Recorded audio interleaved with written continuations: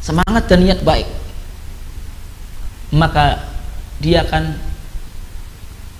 menjadi sebab timbulnya kerusakan, timbulnya fitnah di tengah umat.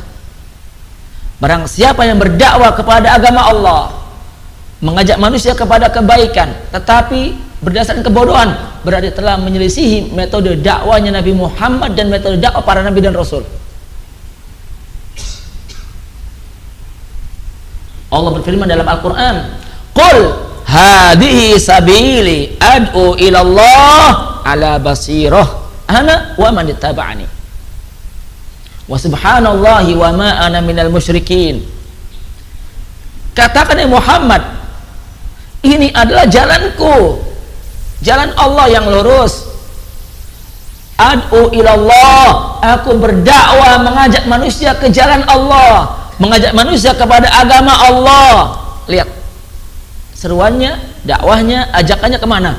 Kepada Allah, bukan kepada pribadinya, bukan kepada jamaah dan kelompoknya, bukan kepada organisasinya. Dakwah mengajak manusia kepada Allah,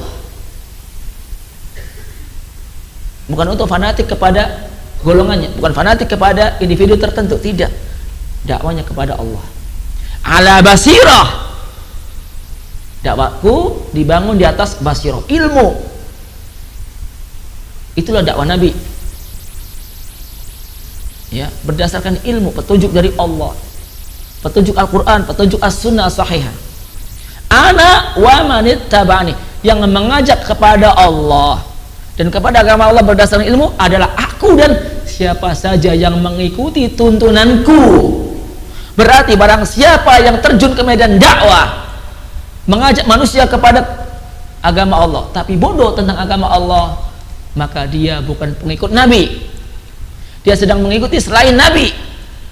Karena dakwah Nabi dan pengikut Nabi yang setia dibangun di atas ilmu. Ana wa manittaba'ani, aku dan orang-orang yang mengikutiku. Dakwanya berdasarkan ilmu. Maka tidak boleh mewajibkan semua muslim, setiap orang, kaum muslim, kaum muslimah harus dakwah. Ayo dakwah, kamu harus seminggu, kamu harus 20 hari, kamu sebulan. Apa yang akan diberikan kepada umat? Untuk dirinya saja nggak tahu, nggak punya apa-apa, nggak punya ilmu. Apa yang akan didakwahkan, diajar kepada umat? Dirinya saja bodoh tentang Islam, tentang pembatal Islam, tentang pembatal iman, tentang rukun-rukun sholat, syarat-syarat sholat, tentang kewajiban-kewajiban sholat, nggak tahu. Apa yang akan diberikan? Dirinya saya belum tahu bagaimana sholat yang benar, puasa yang benar. Maka tidak boleh orang yang bodoh tentang agama Allah terjun ke medan dakwah. Orang yang tidak bisa baca Quran dengan baik dan benar, tidak pernah mengenal tahsin dan tajwid, kemudian ayo ajarkan Quran kepada keluargamu. Apa yang dia ajarkan? Dia saja nggak bisa ngaji. Makanya dalam pepatah Arab disebutkan faqidu syai'i la yu'ti. Orang yang tidak punya sesuatu tidak akan mampu memberikan sesuatu apapun. Orang yang tidak memahami akidah yang benar, iman yang benar, apa yang dia tidak akan mampu memberikan iman yang benar, tidak mampu mengajarkan akidah yang benar kepada orang lain. Orang yang tidak tahu tentang sholat yang benar, puasa yang benar, maka tidak akan mampu mengajarkan sholat yang benar dan puasa yang benar kepada orang lain. Maka dakwah itu ya harus dibangun berdasarkan ilmu yang benar agar sukses. Ya, makanya tidak semua para sahabat Nabi diwajibkan oleh Nabi untuk pergi menjadi dai atau duta dakwah. Wahai fulan, kamu pergi ke negeri ini. Wahai fulan, kamu pergi ke negeri ini, dakwai mereka. Wahai fulan, kamu saya utus ke negeri ini, dakwai mereka untuk masuk Islam. Tapi tidak dipilih oleh Nabi beberapa sahabat yang sudah mapan ilmunya, seperti Ali bin Abi Thalib, Mu'ad bin Jabal, Abu Musa al-Ash'ari, diutus sebagai duta dakwah ke negeri Yaman dan negeri-negeri yang lain. Makanya seorang ulama tabi'in dan juga sekaligus sebagai khalifah, Umar bin Abdul Aziz rahimahullah pernah berkata, man abadallaha bighairi ilmin kana ma yufsidu aktsara mimma yuslihu. Barang siapa yang beribadah kepada Allah tanpa dasar ilmu, ya, barang siapa yang beribadah kepada Allah tanpa dasar ilmu, yakni ibadah semangat tapi bodoh tentang ibadah yang sedang dia kerjakan, maka dia akan lebih banyak merusak keadaan daripada memperbaiki keadaan umat. Itu ibadah yang manfaatnya hanya kembali kepada dirinya saja, apalagi ibadah dakwah. Dia akhirnya nanti mengajarkan kesesatan, mengajarkan kesyirikan, dikira itu bagian dari Islam. Merusak sholat, merusak puasa, merusak sholawat, merusak zikir, dikira itu boleh. Barang siapa yang beribadah kepada Allah tanpa dasar ilmu, maka dia lebih banyak merusak keadaan umat daripada memperbaiki. Apalagi terjun ke medan dakwah atau dalam amar ma'ruf dan nahi mungkar, ya, kita tegakkan amar ma'ruf dan nahi mungkar, ya, kita perangi kemungkaran, tapi bodoh tentang sifat-sifat penegak amar ma'ruf nahi mungkar, syarat-syarat, ya, orang yang diingkari, bodoh tentang apa yang sedang diingkari, dikiranya kemungkaran padahal tidak. Yang betul-betul kemungkaran dibiarkan, yang bukan mungkar diingkari. Ini kan bodoh. Maka betul-betul merusak keadaan umat. Kemudian syarat yang kedua atau kiat yang kedua di antara kiat sukses dalam mengajak manusia kepada kebaikan, mengajak kepada agama Allah, yang kedua,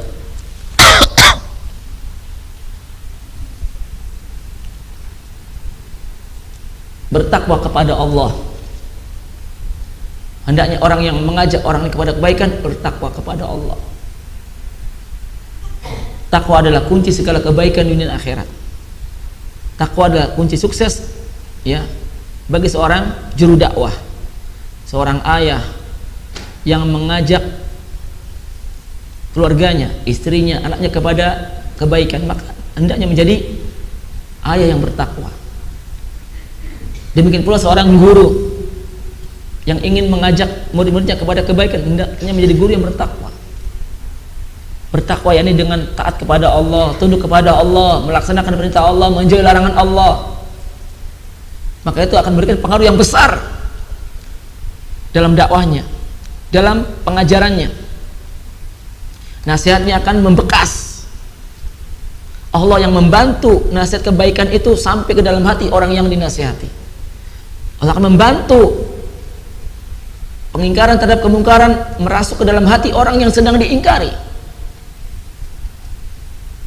Bagi mereka yang bertakwa kepada Allah.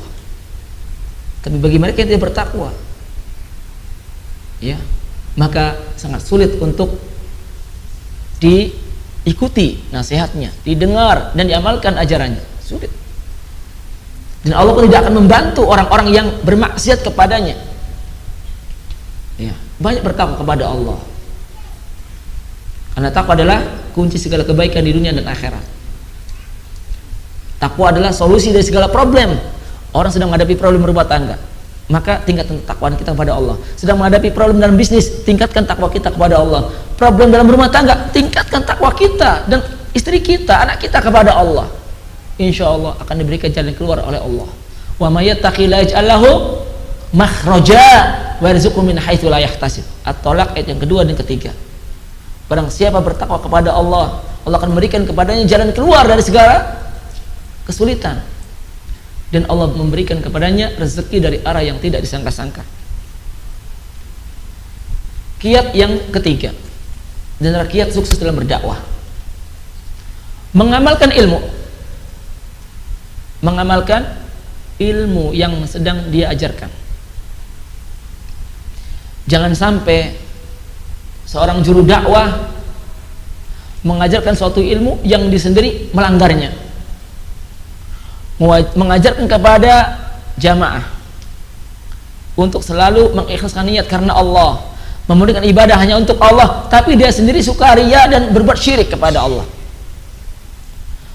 Mengajarkan kepada masyarakat agar selalu menjaga sholat 5 waktu, tapi dirinya sendiri tidak sholat 5 waktu.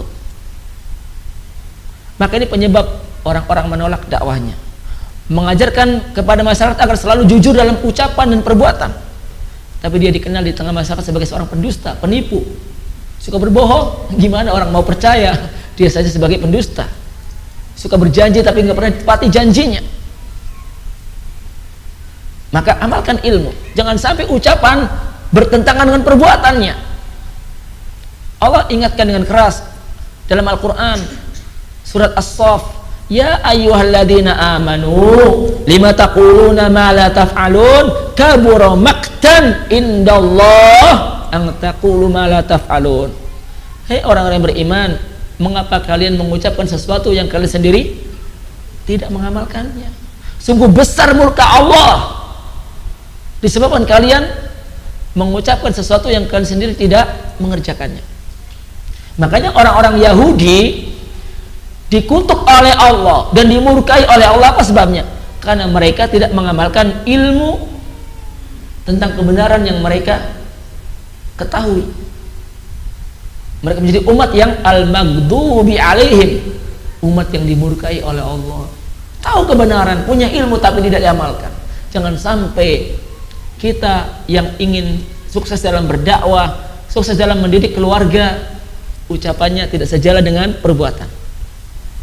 Menyuruh anak kita ayo sholat ke masjid berjamaah, tapi kitanya masih nonton TV, ngopi berjam-jam, kuat sholat 10 menit nggak kuat.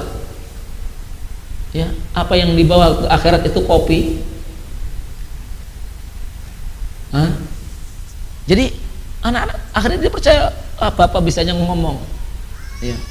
Ibunya nyuruh anak ayo, nak, ya kepada perempuan pakai jilbab yang rapi, tutup aurat. Ibunya pamer aurat, kepalanya dibungkus, bawahnya tidak dibungkus. Anaknya ketawa dan ketiwi. Ibu nih kayak apa katanya? Ya. Hah? Kayak permen. Oh gitu ya, permen ya, atasnya dibungkus, bawahnya nggak dibungkus. Baik. Baik. Jadi ini kiat yang ketiga, amalkan ilmu, praktekkan. Ya. Kemudian kiat yang keempat di antara kiat sukses dalam berdakwah, hendaknya bersikap bijak dalam berdakwah, bersikap hikmah atau bijak dalam menyampaikan nasihat kebenaran, dalam beramar ma'ruf dan nahi munkar, dalam mengajak manusia kepada agama Allah. Menjadi orang yang bijak. Ya. Bijak di sini secara bahasa artinya apa? Wad'u syai'i fi mawdi'ih, menempatkan sesuatu pada tempatnya. Itu namanya hikmah. Lawannya adalah kezaliman. Kezaliman adalah menempatkan sesuatu bukan pada tempatnya, itu zalim. Makanya orang musyrik itu dikatakan zalim, dan orang yang paling zalim kenapa? Karena memberikan ibadah kepada yang tidak berhak disembah. Memberikan ibadah kepada yang tidak berhak diibadahi, kepada jin, kepada matahari, kepada pohon, kepada dewa, kepada kuburan. Maka mereka disebut zalim, menempatkan sesuatu bukan pada tempatnya. Ya. Maka kita harus bersikap bijak dalam berdakwah. Di antara sikap bijak adalah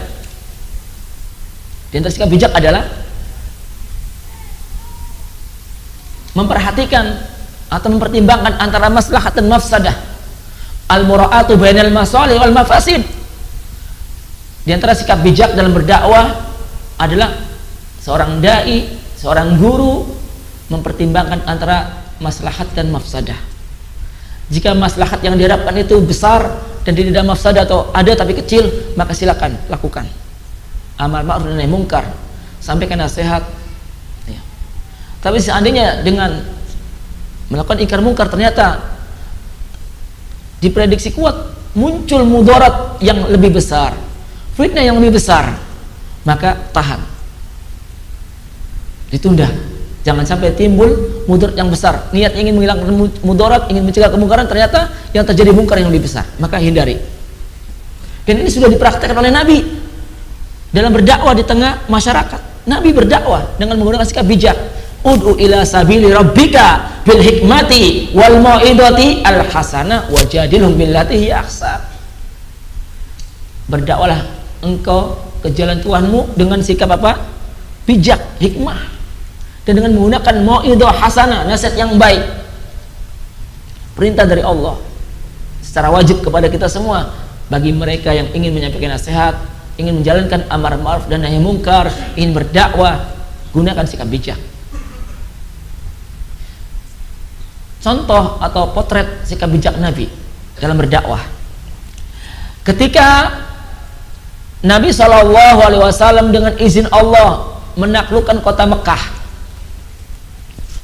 orang-orang berbondong-bondong masuk Islam. Orang-orang musyrikin yang tadinya memusuhi Nabi, memusuhi para sahabat, membenci Islam, sekarang masuk Islam. Diterangkan dalam surah An-Nasr, idza jaa nasrullahi wal fath wa ra'aitan nasa yadkhuluna fi dinillahi afwaja fasabbih bihamdi rabbika wastaghfir.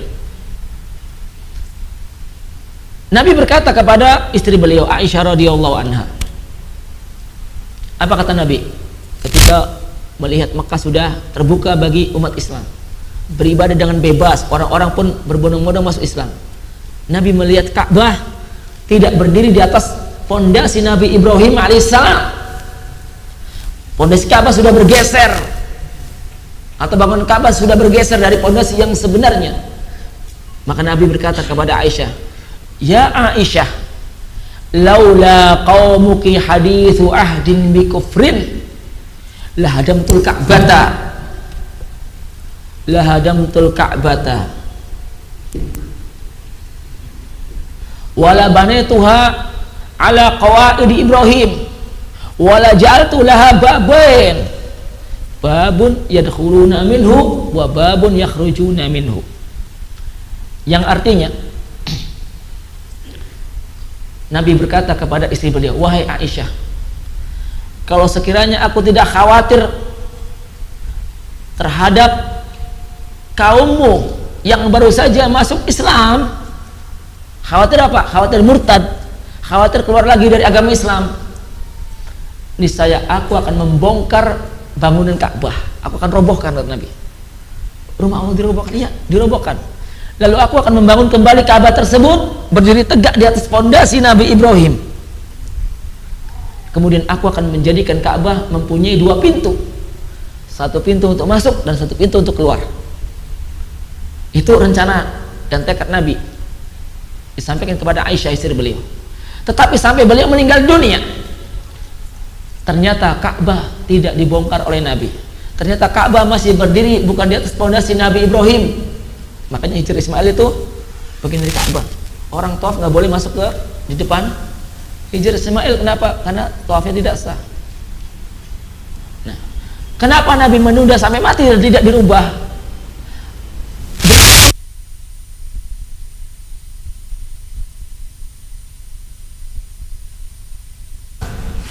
Ka'bah berdiri kembali di atas fondasi yang sebenarnya, fondasi Nabi Ibrahim. Itu maslahat. Tapi kalau itu dilakukan akan timbul mafsadah yang besar menurut dugaan kuat Nabi. Yaitu apa? Orang-orang Quraisy yang baru saja masuk Islam kembali murtad. Kenapa? Muhammad tidak memuliakan rumah Allah. Muhammad membongkar Baitullah. Mereka akhirnya keluar. Padahal itu kan rumah yang diagungkan oleh mereka. Bahaya, kata Nabi. Mereka belum banyak menimba ilmu agama tentang Islam, belum tertanam akidah yang benar dalam hati mereka, belum banyak mempelajari Islam dari Nabi, maka ditunda sampai mati. Maka ini contoh dan potret nyata bagaimana beliau mempertimbangkan antara maslahat dan mafsadah, dan ini bagian dari hikmah sikap bijak. Janganlah kita bersemangat yang tinggi, gegabah di tengah masyarakat, hantam sana hantam sini, tapi tidak mempertimbangkan mudarat yang timbul. Contoh yang lain sikap bijak Nabi dalam amar ma'ruf dan nahi mungkar, dalam berdakwah. Ketika Nabi SAW membagikan harta rampasan perang kepada para sahabat pasca perang Hunain melawan orang-orang musyrikin, dan Nabi mendapat kemenangan, mendapat rampasan perang yang sangat banyak. Nabi pun membagi kepada para sahabat beliau yang ikut berjihad, tapi tidak secara merata. Ada yang banyak, ada yang sedikit, ada yang tidak dapat. Sesuai dengan kebijakan Nabi. Nabi juga punya pertimbangan. Ada orang mu'alaf diberi yang banyak, bahkan ada yang belum masuk Islam tapi pemimpin kabilah diberi banyak agar dia tertarik dengan Islam. Dan terbukti manjur itu. Ya. Ada salah satu pemimpin kabilah musyrikin di Jazirah Arab mendapat hadiah kambing yang banyak dari Nabi. Kata Nabi, ambil itu. Yang mana Rasul? Itu yang ada di bukit. Yang benar Rasul? Iya, ambil semua untuk kamu. Maka dia pun langsung masuk Islam karena kagum dengan kemuliaan akhlak Nabi dan kedermawan Nabi. Kemudian pulang ke kampungnya, dikumpulkan semua kabilahnya dengan mengatakan, ya qaumi aslimu fa inna Muhammadan yu'ti ata'a man la yakhshal faqra. Wahai kaumku, mari kita rame-rame masuk Islam, karena sesungguhnya Muhammad seorang yang suka memberi dengan pemberian seakan-akan tidak pernah merasa takut fakir miskin. Lihat, itu pertimbangan Nabi. Nabi sedang bagi-bagi harta rampasan perang kepada para mujahidin. Tiba-tiba ada seorang yang protes kepada Nabi, tidak puas dengan cara pembagian Nabi. Dan inilah ya bibit dan benih Khawarij. Kalau kepada Nabi saja, kepada Rasul Allah saja, manusia pilihan Allah diprotes, dikritik keras, bahkan dituduh tidak adil, apalagi kepada pemimpin kaum muslimin yang bukan Nabi, bukan Rasul. Bagaimana ucapan kasar orang ini yang bernama Dzul Khuwaisirah? Dzul Khuwaisirah, Dzul Khuwaisirah. Apa kata orang ini? Sambil menarik kerah baju Nabi dengan berkata kasar kepada Rasulullah tanpa menyebut nama Nabi atau Rasul Allah. Ya Muhammad, i'dil fa innaka lam ta'dil. Hei Muhammad, bersikaplah yang adil dalam pembagian harta rampasan perang, sesungguhnya engkau tidak adil. Bahkan dalam riwayat yang lain kata-katanya lebih pedas dari ini, lebih kasar dari ini. Apa ucapannya? Inna hadil kismah la yuradu bihi aw la yuradu biha wajhullah. Sesungguhnya cara pembagian harta rampasan perang ini tidak diniatkan untuk mendapat wajah Allah. Berarti yang menuduh Nabi tidak ikhlas. Maka seorang sahabat Nabi yang bernama Umar bin Khattab marah besar mendengar dan melihat kelakuan kasar orang ini. Dan memang ucapannya ucapan kekafiran, kata-kata yang menyebabkan Islamnya batal, imannya batal. Apa kata dia kepada Nabi? Engkau tidak adil, berarti Nabi zolim.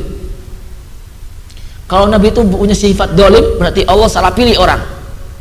Ya enggak? Allah dia tahu ini orang punya sifat zolim, kenapa dia akan jadi Nabi? Ya enggak? Sama dengan menuduh Allah, ilmunya tidak sempurna. Ini kekufuran, menuduh Nabi sebagai imam yang zalim, pemimpin yang zalim. Yang kedua, kata-kata kekafirannya adalah sesungguhnya pembagian ini tidak diniatkan mendapat ridho Allah. Berarti dia menghukumi hati Nabi. Manusia yang paling ikhlas, yang paling sempurna tauhidnya siapa? Nabi. Tapi orang ini mengatakan Nabi tidak ikhlas.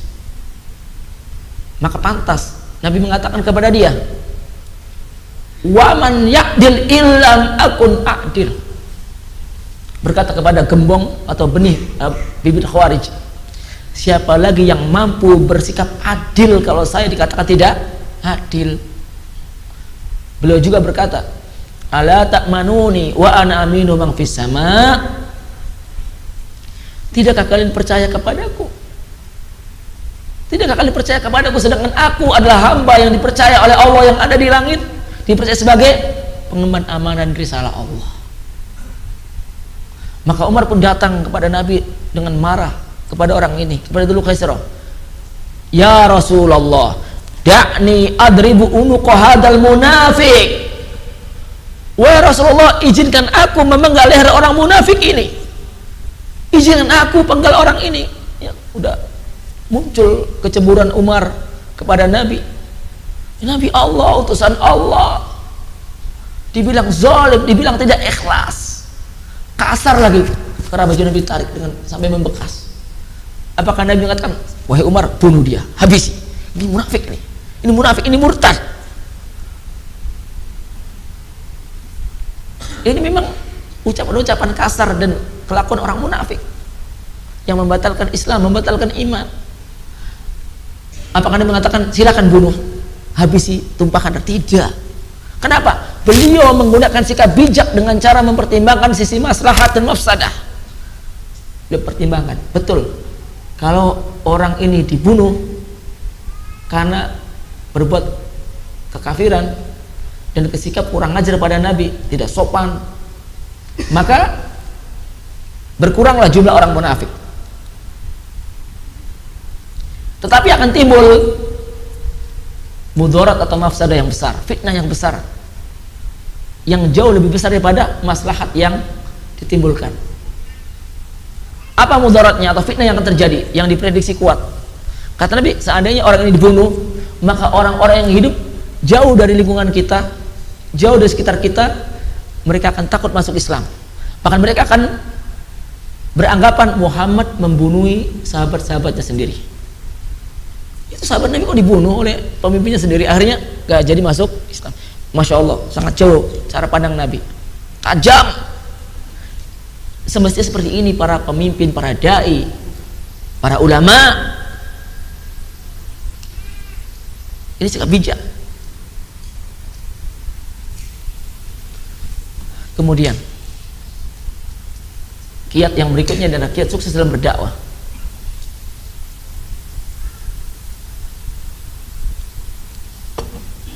Hendaknya seorang yang mengajak kepada kebaikan dan berdakwah kepada agama Allah senantiasa bersabar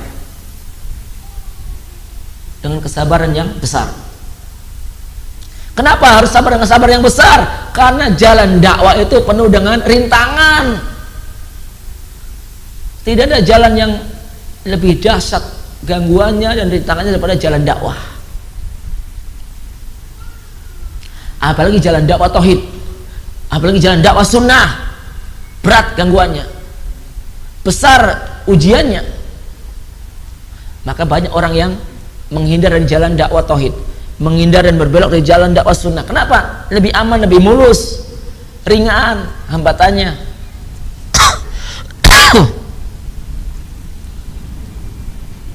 Tetapi seorang juru dakwah harus sabar, sebagaimana imam kita, pemimpin kita bersabar dalam berdakwah, dalam mengajak manusia kepada agama Allah, dalam mengajarkan kebaikan, dalam beramar ma'ruf dan munkar, harus sabar. Allah perintahkan beliau dalam Al-Quran, fasbir sabran jamila, hendaknya engkau bersabar ya Muhammad dengan kesabaran yang bagus. Dalam ayat yang lain Allah juga berfirman, memerintahkan beliau agar selalu bersabar dengan sabar yang kuat. Fasbir kama sabara ulul azmi minar rusul wala tasta'jil lahum. Bersabarlah engkau ya Muhammad sebagaimana para rasul dari kalangan ulul azmi telah bersabar. Jangan engkau minta disegerakan hukuman bagi mereka. Jangan engkau minta tergesa-gesa, ya, minta disegerakan azab ditimpakan kepada mereka yang menentang dakwah. Dan beliau mengamalkan perintah Allah, bersabar. Ya, tapi memang berat. Untuk menjadi hamba yang sabar berat. Namun buahnya manis, pahalanya banyak dan tidak terhitung. Innama yuwaffas sabiruna ajrahum bighairi hisab, kata Allah dalam Al-Quran. Sesungguhnya orang-orang yang bersabar itu pahalanya, ganjarannya akan dipenuhi oleh Allah tanpa terhitung, bighairi hisab, saking banyaknya. Dan kalau kita ingin terjun kepada dakwah, ikuti jalan dakwahnya Nabi, sikap Nabi dalam hal kesabaran. Karena gangguannya berat, tantangannya banyak dan besar. Nabi bersabda dalam hadis, asyadun nasi balaan al-anbiya thummal amthal fal amthal. Manusia yang paling berat cobaannya, paling berat cobaan dan gangguannya siapa? Para nabi.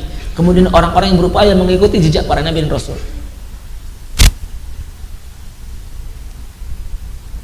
Kita sebutkan beberapa potret kesabaran Nabi dalam berdakwah, dalam mengajak manusia kepada agama Allah. Beliau tidak mengedepankan balas dendam, beliau tidak mengedepankan emosi atau membela diri, tidak. Selagi itu pribadi beliau, kehormatan beliau, beliau memilih sabar dan berdoa Buktinya apa? Disebutkan dalam riwayat yang sahih ketika Nabi ditinggal wafat oleh istri beliau, Khadijah binti Khuwailid radhiyallahu anha, istri beliau yang pertama. Wanita yang kaya raya dan pertama kali masuk Islam, beriman kepada Allah, wanita yang terpandang, wanita yang menjadi pembela dakwah Nabi, pelindung bagi Nabi dari gangguan orang musyrikin Quraisy. Meninggal dunia dan ditinggal wafat oleh paman beliau Abu Thalib, walaupun musyrik tapi melindungi dakwah Nabi. Maka sejak itulah beliau mendapat gangguan yang luar biasa dari kaumnya oleh Abu Jahal dan tokoh-tokoh musyrikin Quraisy. Nabi pun ketika sujud kepada Allah di depan Ka'bah, datang kepada beliau gembong musyrikin Quraisy yang bernama Uqbah bin Abi Mu'aid dengan membawa kain selendang. Lalu apa yang dilakukan oleh Uqbah bin Abi Mu'aid kepada Nabi kita Muhammad SAW? Kain selendang itu dililit di leher Nabi dalam keadaan sujud, kemudian ditarik kencang sehingga beliau pun hampir mati karena tidak bisa napas. Subhanallah. Nabi Allah, utusan Allah yang dijuluki oleh mereka dengan gelar Al-Amin, manusia yang paling amanah, yang paling jujur, yang tidak pernah mabuk, tidak pernah judi, tidak pernah berzina, tidak pernah membunuh. Diganggu ketika memulai dakwah kepada tauhid, memperingatkan dari syirik.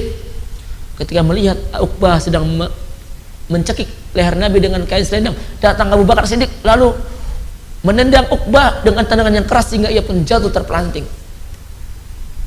Lihat betapa besar kecintaan Abu Bakar dan pembelaan beliau kepada Nabi SAW. Kata Abu Bakar Siddiq kepada Uqbah bin Abi Mu'aid, "Ataqtul rajulan an yaqula rabbi Allah?" Tidak takut, padahal di situ ada Abu Jahal, ada tokoh-tokoh musyrikin Quraisy di sekitar Ka'bah.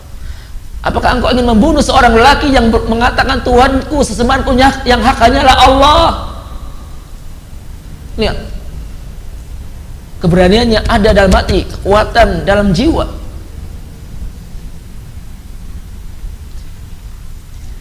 Namun para sahabat beliau yang lemah, yang du'afa, yang fakir miskin, hamba sahaya, diganggu, akhirnya mereka hijrah. Nabi pun berhijrah kemana? Ke Taif sebelum ke Madinah.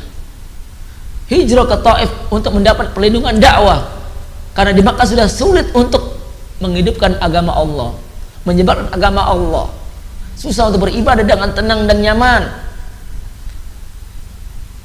Setelah beliau sampai di Taif, tiba-tiba beliau mendapatkan selain yang beliau harapkan.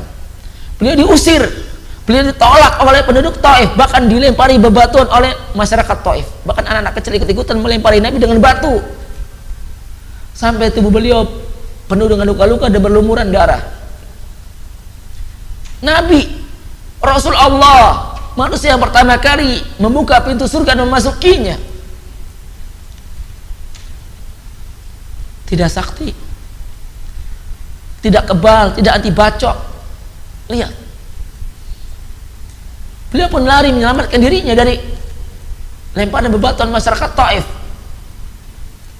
masuk ke perkebunan kurma. Maka datanglah kepada beliau malaikat Jibril dengan perintah dari Allah. Lalu Jibril mengucapkan salam kepada Nabi SAW dan mengatakan, "Wahai Rasulullah, aku datang kepadamu dengan perintah Allah membawa malaikat penunggu gunung Akshaben, gunung yang ada di Taif. Wahai Rasulullah, wahai Muhammad, jika engkau mau silahkan perintahkan malaikat ini untuk mengangkat gunung Akshaben dan ditimpahkan kepada semua penduduk Taif yang telah melukaimu." Bagaimana respon dan sikap Nabi dengan penawaran malaikat Jibril dalam kondisi yang penuh luka-luka dan berlumuran darah? Apakah Nabi mengatakan silakan habisi mereka, lenyapkan dan tenggelamkan mereka dalam bumi? Tidak. Jangan, kata Nabi, jangan dilakukan. Beliau mengatakan, "Bal arjullah an yukhrija min aslabihim man ya'budullaha la yusyriku bihi syai'a."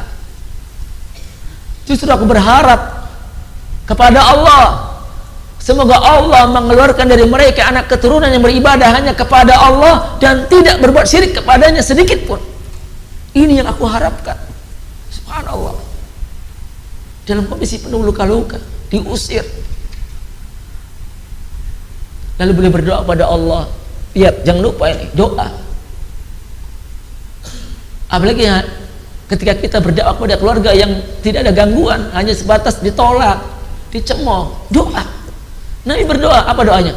Allahumma hdi qaumi fa innahum la ya'lamun.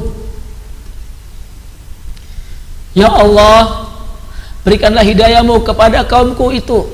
Sesungguhnya mereka berbuat demikian karena mereka belum tahu, belum mendapat hidayah. Dan doa Nabi mustajab. Doa Nabi didengar oleh Allah dan dikabulkan. Terbukti pada hari Senin bulan Rabiul Awal tahun 11 Hijriah, Nabi wafat. Nabi meninggal dunia. Apa yang terjadi? Peristiwa besar. Terjadinya gerakan murtad besar-besaran di Jazirah Arab.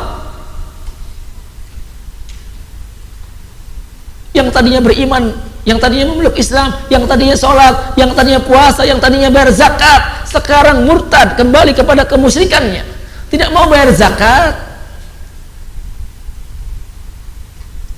Kata para ulama, kecuali beberapa wilayah yang masih istiqomah di atas Islam. Mana saja wilayah-wilayah yang istiqomah pasca wafatnya Nabi? Penduduk kota Madinah, subhanallah. Ini keberkahan dakwah Nabi dan keberadaan Nabi. Penduduk kota Mekah dan penduduk Taif, subhanallah. Berkah dari doa, kesabaran dalam mengajak kepada agama Allah.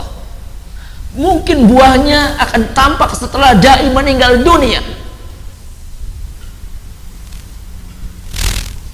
Bisa saja buah dakwah itu akan muncul kapan? Setelah kita mati. Maka jangan mengenal rasa bosan jenuh dari dakwah. Sudah 10 tahun, sudah 15 tahun mendakwai ke orang tua, mendakwai kakek nenek, mendakwai istri, mendakwai anak, mendakwai masyarakat. Nggak ada yang mendengar, nggak ada yang bertobat. Kemudian pindah atau kemudian berhenti dari dakwah, tidak peduli dengan lingkungan. Bisa jadi buah dakwah muncul setelah dai meninggal dunia. Allah bukakan, sebagaimana kisah yang diceritakan oleh Nabi, seorang pemuda yang beriman, pemuda yang bertauhid kepada Allah di zaman sebelum Nabi. Pemuda tersebut telah divonis oleh raja yang musyrik, yang kafir, dengan hukuman mati. Maka dia dibawa oleh para pengawalnya kemana? Ke gunung. Kalau sudah sampai di puncak, suruh dijatuhkan dari puncak gunung agar mati. Sampai di puncak, pemuda ini pun berdoa pada Allah. Apa doanya? Allahumma kfinihim bima syi'ta.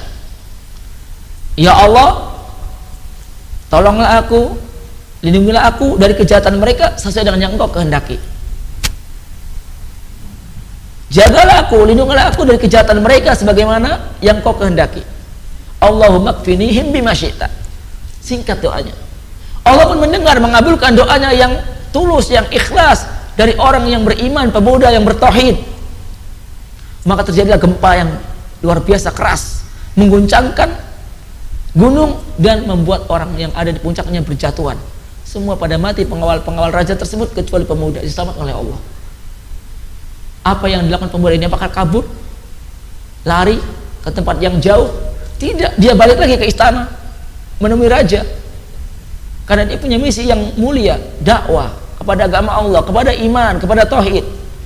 Kata raja, kemana para pengawalku? Telah jatuh semua, meninggal dunia, terjadi gempa. Maka raja marah, mengirim lagi para pengawal untuk membawa pemuda yang beriman ini ke tengah lautan. Kalau sudah sampai di tengah lautan, ditenggelamkan. Sampai di tengah lautan, pemuda berdoa lagi kepada Allah dengan doa yang sama. Allahumma kfinihim bima syi'ta. Ya Allah, jagalah aku, lindungilah aku dari kejahatan mereka sesuai dengan yang Engkau kehendaki. Ini penting juga kalau kita mendapat orang-orang zolim.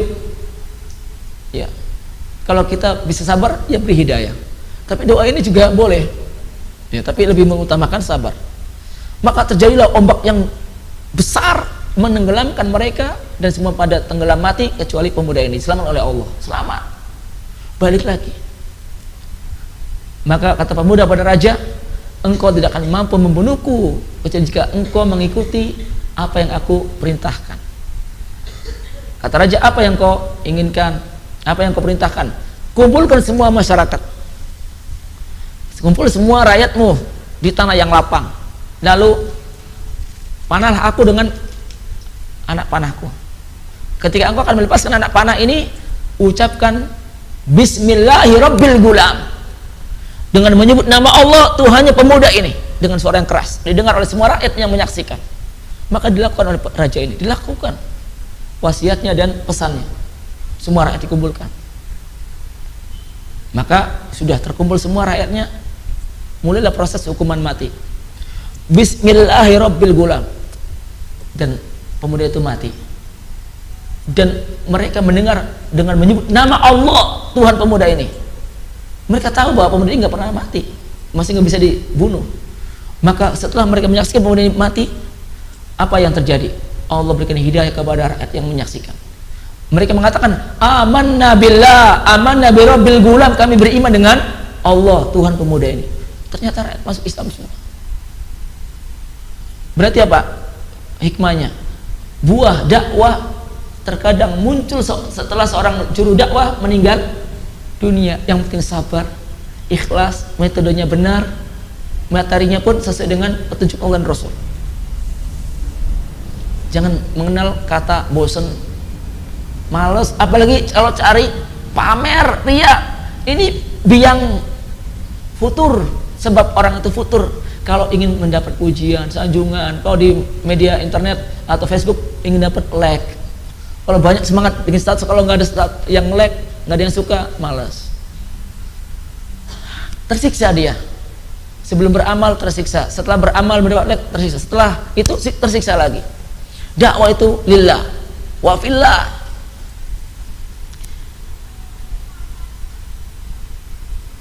Kemudian kiat yang berikutnya, tadi sudah kita sebutkan potret kesabaran Nabi, masih banyak potret yang lain ya, tetapi ya karena waktunya ya mungkin ya sudah mau asar, ya kita sebutkan satu lagi contoh atau potret kesabaran Nabi, yaitu ketika Nabi berada di kota Madinah, sedang berkumpul dengan sejumlah sahabat beliau, murid-murid beliau. Tiba-tiba datang kepada beliau seorang Yahudi, ya karena memang waktu itu Yahudi belum diusir dari kota Madinah. Ada Banu Nadir, ada Banu Qainuqa, ada Bani Quraidah, ya suku kabilah-kabilah Yahudi. Dan Nabi pun berinteraksi dengan mereka, jual beli, utang piutang, dan pegadaian dengan mereka. Ketika Nabi sedang duduk bersama sejumlah sahabat beliau, datang kepada beliau seorang lelaki Yahudi. Untuk apa? Menagih hutang. Subhanallah. Nabi, Rasul Allah, manusia yang paling mulia punya hutang. Iya. Apakah beliau hidupnya penuh dengan foya-foya, hura-hura, boros? Tidak. Beliau berhutang bukan untuk bermewah-mewah dalam hidup. Beliau hutang untuk apa? Untuk memberikan nafkah kepada keluarganya.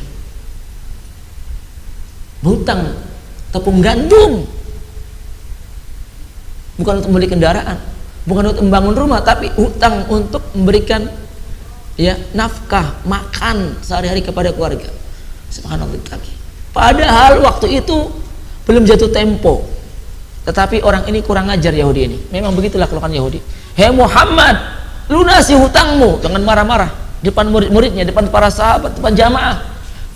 Hei Muhammad, lunasi hutangmu sekarang juga. Engkau termasuk keturunan dari Abdul Muttalib yang terkenal di Jazirah Arab sebagai orang yang suka menunda pembayaran hutang. Dipermalukan, padahal belum jatuh tempo. Memang berniat seperti itu Yahudi. Maka Umar bin Khattab marah mendengar dan menyaksikan kelakuan jahat Yahudi ini, musuh Allah, musuh Rasul Allah, dan musuh umat Islam. Apa kata Umar? Yahudi, kamu berani berkata kasar kepada beliau. Ini utusan Allah, ini Nabi Allah. Demi Allah, aku ingin berikan pelajaran kepadamu kalau tidak ada beliau. Marah besar. Bagaimana sikap Nabi ketika melihat kelakuan kasar, kata-kata yang pedas dari Yahudi, dan melihat Umar sebagai muridnya membela beliau. Apakah Nabi mengatakan, wahai Umar, cekik dia, habisin dia, banting saja. Umar itu kan ditakuti oleh gembong-gembong musyrikin Quraisy, ditakuti Umar itu. Jangankan manusia, jin saja, setan takut kalau ada Umar. Ya kan, kata Nabi, wahai Umar, kalau engkau berjalan di suatu gang atau jalan, maka setan akan mencari jalan yang lain. Ini Yahudi nekat, oh ada Umar kok malah ngomong kasar. Apa jawaban Nabi dan sikap Nabi kepada Umar bin Khattab? Wahai Umar, subhanallah, wahai Umar, saya tidak setuju dan tidak butuh dengan caramu marah-marah seperti itu kepada dia. Saya tidak suka, saya tidak butuh seperti itu. Yang saya butuhkan darimu, wahai Umar, engkau berkata kepada Yahudi itu, wahai Yahudi, tagilah hutangmu dengan cara yang baik. Dan engkau juga berkata kepada wahai Rasulullah, lunasi hutangmu dengan cara yang baik. Ini yang aku inginkan dari sikapmu. Masya Allah, memberikan pelajaran, bimbingan kepada muridnya, padahal ini musuhnya. Kemudian Nabi mengatakan, wahai Umar, bantulah aku, minta tolong boleh dalam perkara yang mampu dikerjakan oleh manusia. Wahai Umar, bantu aku melunasi hutangku, sekian sok gandum, sekian karung gandum. Maka Umar pun segera melunasi hutang Nabi kepada Yahudi. Selesai, diterima Yahudi, selesai, lunas, bebas dari tuntutan hutang. Bagaimana sikap Nabi? Apakah, wahai Yahudi, kamu pulang sana, jangan datang lagi? Tidak. Kata Nabi kepada Umar, wahai Umar, berikan lagi tambahan sekian karung gandum kepadanya. Masya Allah, sudah lunas, masih diberi tambahan lagi, ditambah lagi oleh Umar. Maka Yahudi yang tadinya marah-marah merasa kagum yang luar biasa kepada sikap Nabi yang luar biasa. Maka dengan izin Allah dia mendapat hidayah di majlis itu. Dia mengatakan, asyhadu an la ilaha illallah wa asyhadu anna Muhammadar Rasulullah. Masuk Islam dengan sebab hidayah, dengan sebab apa? Akhlak Nabi yang mulia, sabar, penuh dengan sikap lemah lembut dan baik dalam melunasi hutang. Kiat berikutnya adalah orang yang mengajak kepada agama Allah dan kepada kebaikan, hendaknya menghiasi diri dengan sikap lemah lembut dan kasih sayang. Hiasi dirinya dengan lemah lembut dan kasih sayang. Jangan berkata kasar, jangan bersikap frontal, apalagi anarki, karena ini semua bertentangan dengan petunjuk Allah dalam berdakwah kepadanya. Allah Subhanahu wa taala telah mengingat nabinya agar tidak bersikap kasar atau keras, apalagi anarki dalam mengajak manusia kepada agama Allah. Dalam surat Al-Imran Allah berfirman, "Fabima rahmatin minallahi linta lahum." Dan dengan sebab rahmat dari Allah, engkau yang Muhammad mampu bersikap lemah lembut kepada mereka. Walau kunta faddan ghalidal qalbi lang faddu min haulik. Kalau sekiranya engkau bersikap keras dan kaku kepada mereka, niscaya mereka akan lari dan kabur dari sekelilingmu. Nabi pun mengamalkan petunjuk Allah tersebut untuk selalu menghindari sikap kasar, frontal, anarki. Makanya Allah juga memberikan petunjuk kepada Nabi Musa dan Nabi Harun alaihissalam dalam mendakwai Raja Fir'aun, raja yang paling zalim di zamannya, bahkan paling kafir, agar mendakwai dengan kata-kata yang sopan. Apa kata Allah? Idhaba ila fir'auna innahu tagha faqula lahu qawlan layyina la'allahu yatadhakkar aw yakhsha. Perintah Allah, wasiat Allah kepada Nabi Musa dan Nabi Harun alaihissalam dalam mendakwai Raja Fir'aun. Pergilah kamu berdua, wahai Musa dan Harun, kepada Raja Fir'aun. Kenapa? Dia telah melampaui batas, mengaku sebagai Tuhannya manusia yang paling tinggi. Dakwai dia, nasihati dia. Faqula lahu, sampaikan oleh kalian berdua kepadanya dengan kata-kata yang layyina, yang lembut, yang sopan. Mudah-mudahan Fir'aun ya tadakkar, mau mengambil pelajaran atau merasa takut. Lihat, ini metode dakwah ya, perintah Allah kepada hambanya yang mulia, Nabi dan Rasul, agar menasihati dan mengingkari manusia yang paling zalim, yang paling kafir di zamannya, Fir'aun. Apakah kita lebih mulia daripada Nabi Musa? Apakah kita mendapat wahyu? Apakah kita lebih bertakwa dan beriman daripada Musa dan Harun? Apakah orang yang kita dakwai lebih kafir dan lebih zalim daripada Fir'aun? Tentu tidak. Maka mestinya kita lebih mengedepankan sikap lemah lembut dan kasih sayang. Ini buktinya. Nabi SAW pernah duduk bersama istri beliau di kota Madinah di depan rumah bersama Aisyah radhiyallahu anha. Tiba-tiba ada beberapa orang Yahudi berjalan melintasi Nabi di depan rumah Nabi. Sekelompok orang Yahudi. Lalu mereka memberikan salam kepada Nabi, tapi salam yang diplesetin. Ternyata ada plesetan juga di zaman Nabi. Yahudi melesetin ucapan salam. Salam yang benar dalam Islam assalamualaikum atau assalamu alayka assalam. Yahudi melesetin salam dengan bacaan assalamu alayka ya Muhammad. Huruf lamnya dihapus, tidak diucapkan, sehingga maknanya berubah. Kalau assalam, semoga salam kesejahteraan dilimpahkan oleh Allah kepadamu, bagus, dan itu yang disyariatkan. Tapi Yahudi merubah menjadi assamu, semoga kematian menimpa dirimu ya Muhammad. Artinya al-maut, kematian. Coba, dan kurang ajarin Yahudi.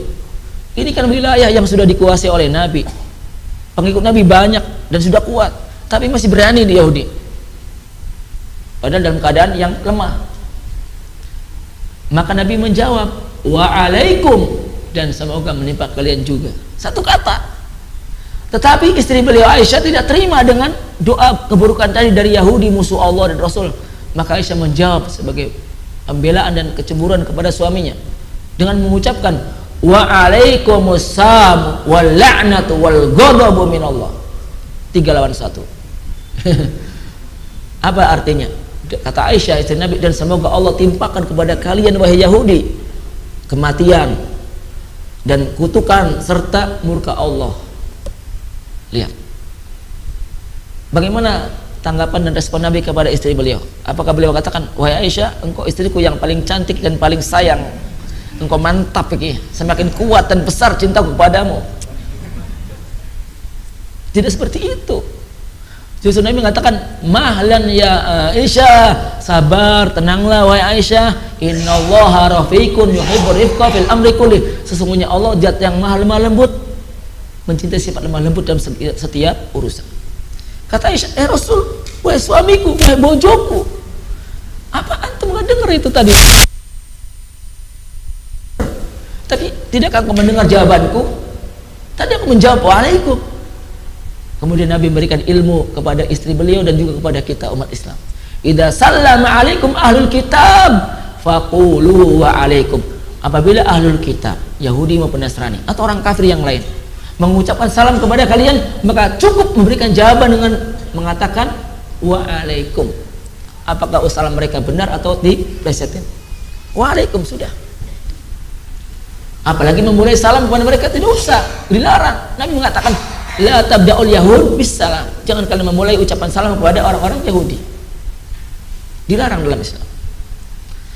Potret lemah lembut Nabi yang berikutnya, dan ini terakhir, ya, terakhir disebut dalam riwayat tentang seorang Badui Arab. Badui Arab tentu hidupnya di pedalaman padang pasir, jauh dari kota Madinah, dan tentu lebih sedikit mendapat ilmu dari Nabi dibanding para sahabat Nabi yang ada di Madinah. Belum banyak ilmu yang dia dapat dari Nabi tentang Islam, tentang akidah, tentang ibadah, tentang akhlak dan adab. Dia datang ke Masjid Nabawi di kota Madinah. Lalu apa yang dia lakukan? Di dalam Masjid Nabawi, masjid yang paling mulia, yang paling suci setelah Masjidil Haram, berbuat kemungkaran. Dia menuju, ya, di masjid ada Nabi, ada para sahabat lagi bermajlis. Badui masuk, kemudian menuju pojok masjid.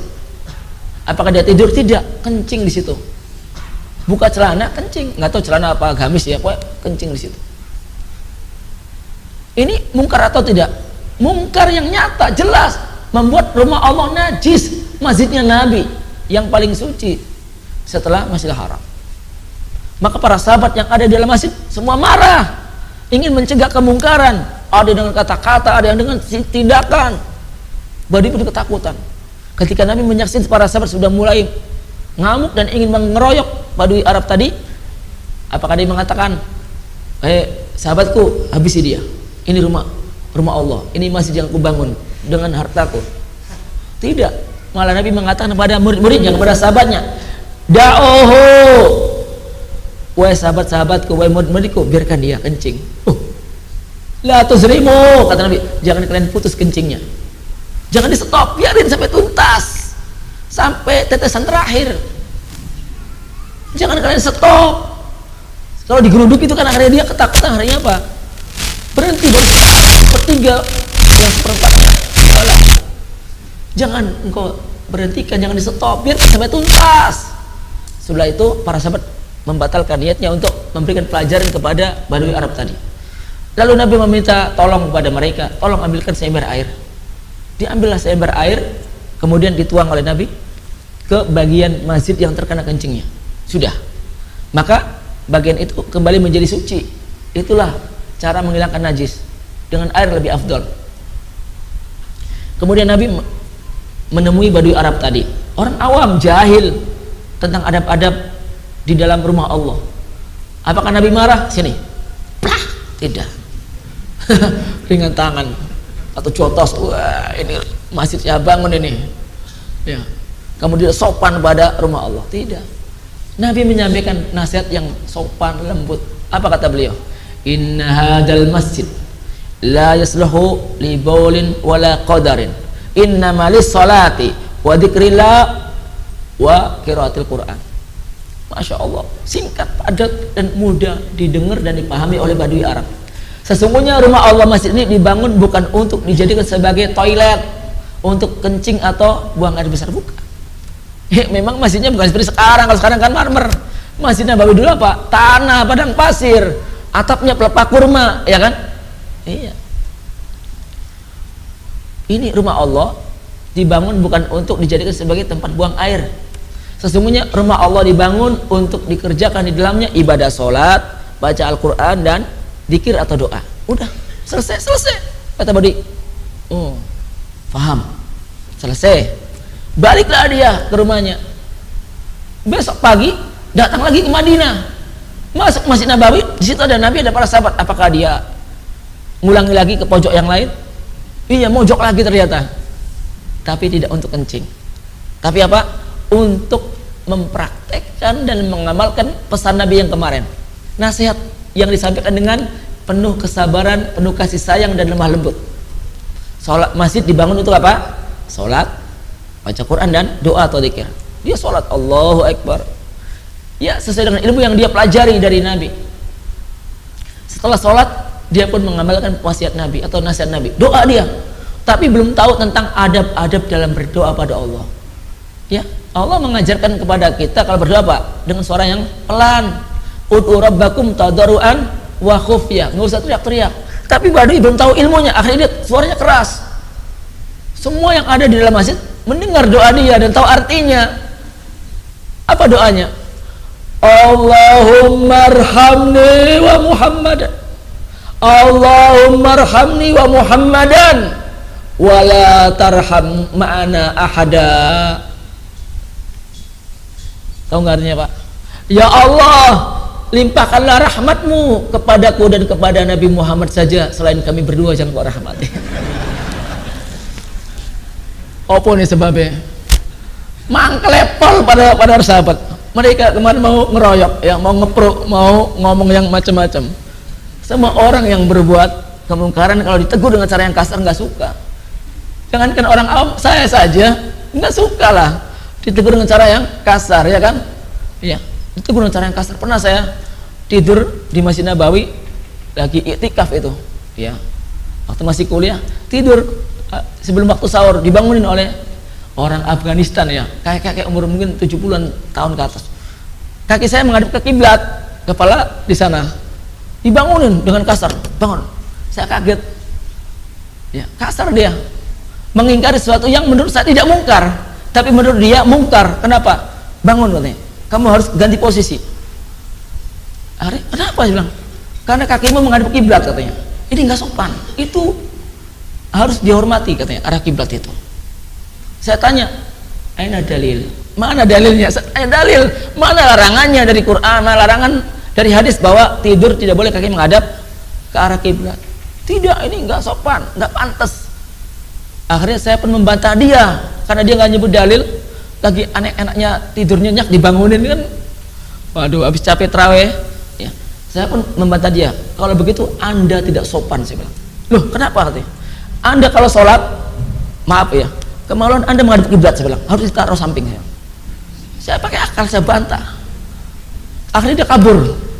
Nah, ini contoh bahwa ya contoh kalau mengingkari kemungkaran harus dengan sikap bijak, dengan ilmu dan lemah lembut, jangan kasar.